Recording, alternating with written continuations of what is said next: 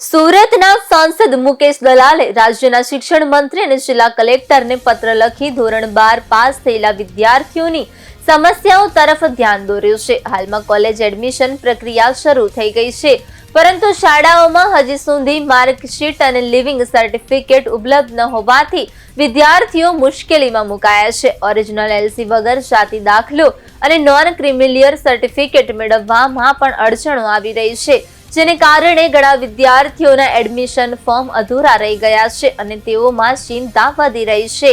સાંસદ મુકેશ દલાલે પત્ર દ્વારા તંત્રને અપીલ કરી છે કે આ સમસ્યાનો વહેલી તકે ઉકેલ લાવવામાં આવે, જેથી વિદ્યાર્થીઓને એડમિશન પ્રક્રિયામાં કોઈ અડચણ ન આવે અને તેઓ સમયસર ઉચ્ચ શિક્ષણમાં પ્રવેશ મેળવી શકે। આપણે સૌ જાણીએ છીએ તેમ હાલમાં ધોરણ 12ના કોમર્સ અને સાયન્સના ઓનલાઈન પરિણામ આવી ગયા છે। કોલેજની વિવિધ ફેકલ્ટીઓમાં એડમિશનની પ્રક્રિયા પણ ઝડપથી શરૂ થઈ રહી છે।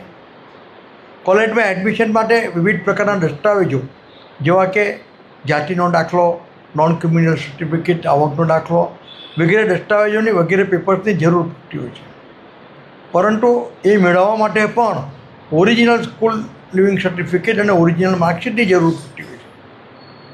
પણ ટેકનિકલ કારણોસર હજુ સુધી આ ઓરિજિનલ માર્કશીટ અને ઓરિજિનલ સ્કૂલ લિવિંગ સર્ટિફિકેટ વિદ્યાર્થીઓને મળી શક્યા નથી। તેને કારણે એ લોકોને વિવિધ પ્રકારના જે સર્ટિફિકેટની જરૂર છે, નોન ક્રિમિનલ સર્ટિફિકેટ, જાતિનો દાખલો જેવા, તે નથી મળી શકતા। આથી મેં શિક્ષણ મંત્રીશ્રી અને કલેક્ટરશ્રીને પત્ર લખીને એક તાકીદ કરી છે કે ઓરિજિનલ સ્કૂલ સર્ટિફિકેટ અને ઓરિજિનલ માર્કશીટની નકલો વિદ્યાર્થીઓને તાકીદે ઉપલબ્ધ કરવામાં આવે, જેથી તેના આધારે બીજા દસ્તાવેજો મેળવીને કોલેજમાં એડમિશનની પ્રક્રિયા ઝડપથી શરૂ થઈ શકે, અથવા કોઈ બોનાફાઇડ સર્ટિફિકેટના આધાર પર કે અન્ય કોઈ દસ્તાવેજના આધાર પર તે લોકોને આવકના દાખલા, જાતિના દાખલા, નોન ક્રિમિનલ સર્ટિફિકેટ ઇસ્યુ કરવામાં આવે, જેથી કોલેજમાં એડમિશનની પ્રક્રિયા વિલંબાય નહીં અને ઝડપથી પૂર્ણ થાય।